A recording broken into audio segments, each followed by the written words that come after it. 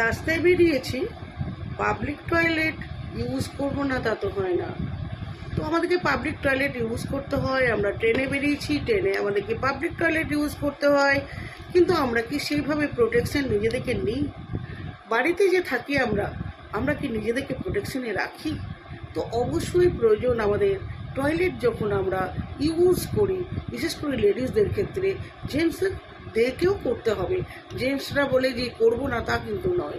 তো সেই ক্ষেত্রে অবশ্যই আমি বলবো প্রত্যেকে রেগুলার এইটা ইউজ করো, এইটা ইউজ করো।